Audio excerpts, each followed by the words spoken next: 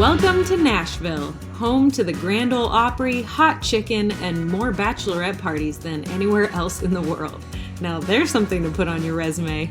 Today we're going to be taking you on a quick walking tour around historic downtown Nashville and hopefully giving you some fun facts that you didn't know. This tour isn't meant to be all-encompassing, but rather a sampler platter to whet your appetite for all that Nashville has to offer.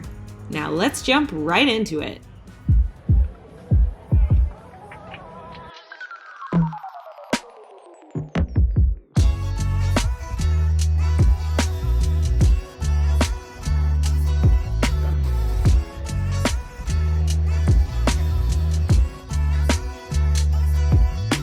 We are going to be starting our walking tour. It starts us here at the Visitor Center, and it's a 2-mile walk, and each stop they have some information about history, fun facts, everything we need to know about Nashville. But first, let's start with 30 seconds of history. This thriving capital of Tennessee gets its name from Francis Nash, a general who was killed during the American Revolution. 100 years later, after the Civil War had taken a toll on the young city, it began to blossom thanks to being in a central spot along railroads and river trading routes.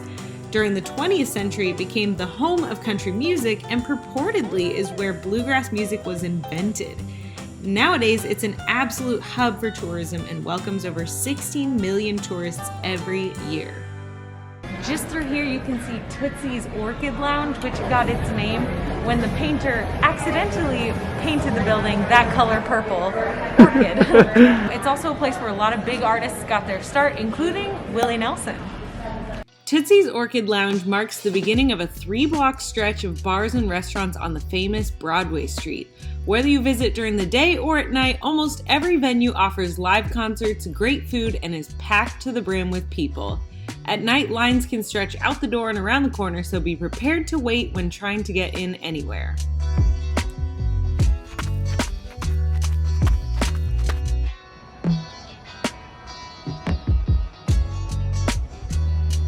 Behind us is the new Legends Corner mural, where they have some of the greats painted like Tim McGraw, Willie Nelson. They used to have Taylor Swift, I guess she's not up there anymore, Reba McEntire, and many more.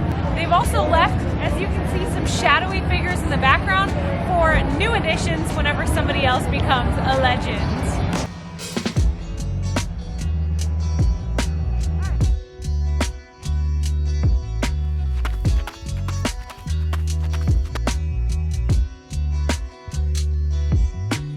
One of the newest additions to the downtown Nashville scene is the 5th and Broadway area.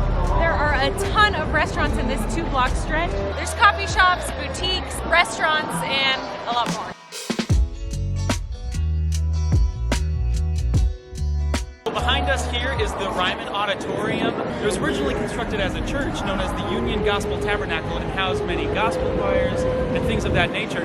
But it has now become known as the Mother Church of Country Music and housed the Grand Ole Opry show until they got their own theater, I believe, in the 70s.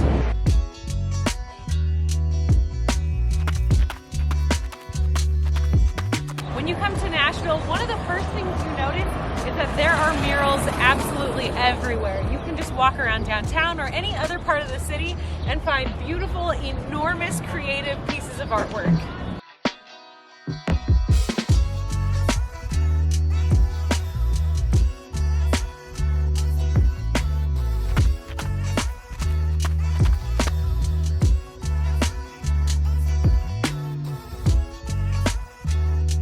Behind me is the downtown Presbyterian Church, which was designed by the same architect that designed the Tennessee State Capitol, which is around here somewhere. We might see that as well.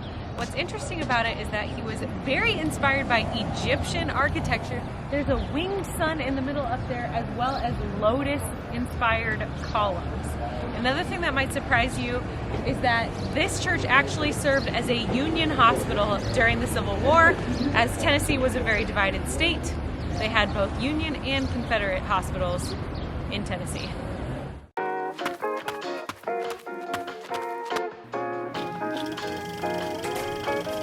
After the Civil before this stretch of Fifth Avenue became the central shopping district in Nashville, and was also the location for one of the sit-ins that happened on February 13th of 1960, when over 100 students sat at lunch counters like Woolworth's for over 2 hours and were refused service.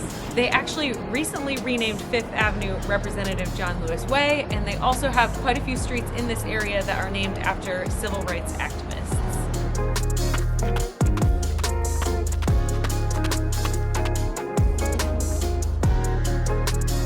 This building to the left of me is where the Maxwell House Hotel stood until it burned down on Christmas in 1961. It is the namesake for Maxwell House Coffee, and it is rumored that when Teddy Roosevelt was staying at this hotel, he said that the coffee served here was good to the last drop, which is the slogan that they still use to this day. Not sure if that's true or not. It's widely debated, but pretty cool that Teddy Roosevelt himself stayed in this hotel.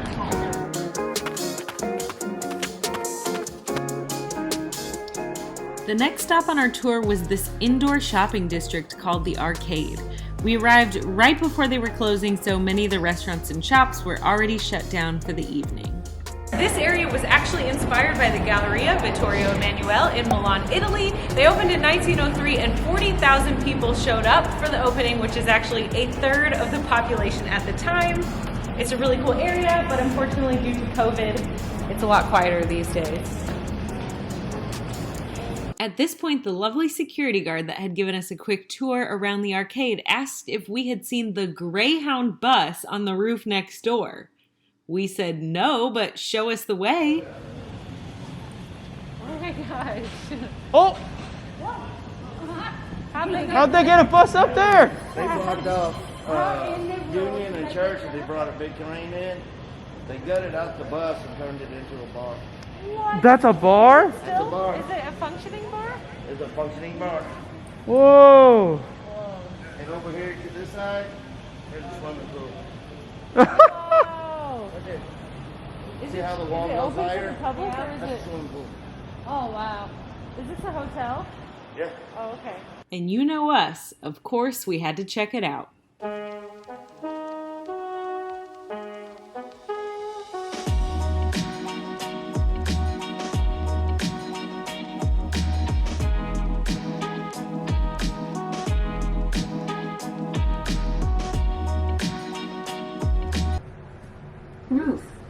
Ruth, that's you. Oh my gosh! I thought I was saying my name. Oh, cool.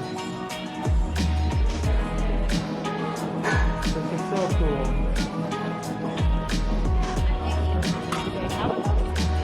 Wow. So we went up there and asked if we could film, and unfortunately you have to get all kinds of filming approved by a PR person. So we didn't have the time to wait around for that, but it's a really neat space up there. They have a real Greyhound bus sitting on the top of that roof, and for each season they decorate it in a different way. In the winter they decorate it like a Nordic village, and they have igloos and I don't know what else, but it sounds really neat. And the bar is actually open to the public, so you don't need to be a guest of the Bobby Hotel in order to go up there. It is right across from the arcade, so the next time you're here, go check it out.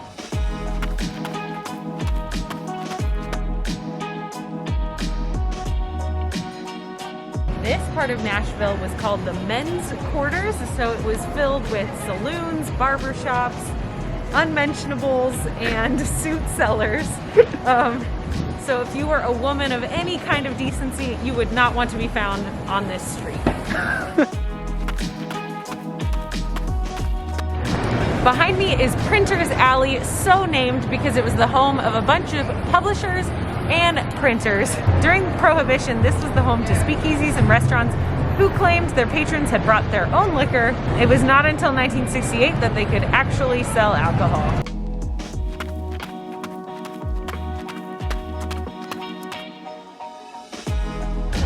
Wow, feels like Christmas time.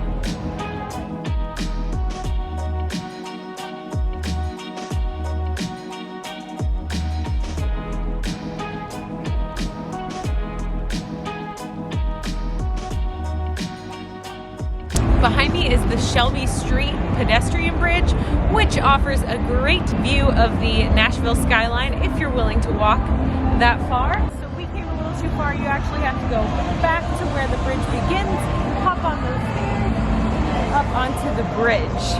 But it allows you to see so much of the Nashville skyline, so I'm sure it's worth it. We don't have the time tonight. We're gonna head on to the Walk of Fame.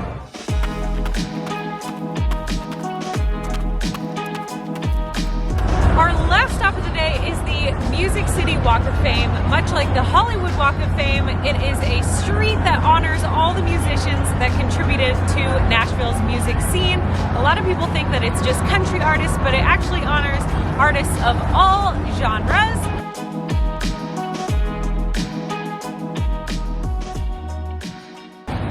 Behind me, we have the Country Hall Music Fame. The Country Hall Music Fame. I'm tired. Behind me, we have the Country Music Hall of Fame, which is an enormous museum that if you're in Nashville, you have to go see. A little known fact, this end of the building was actually designed to look like piano keys, a drum, a stack of different sized records, and a radio tower on the top. And that will do it for our tour of Nashville. Thank you all for coming with us. We hope you enjoyed it. And definitely come to Nashville and check out all the sights.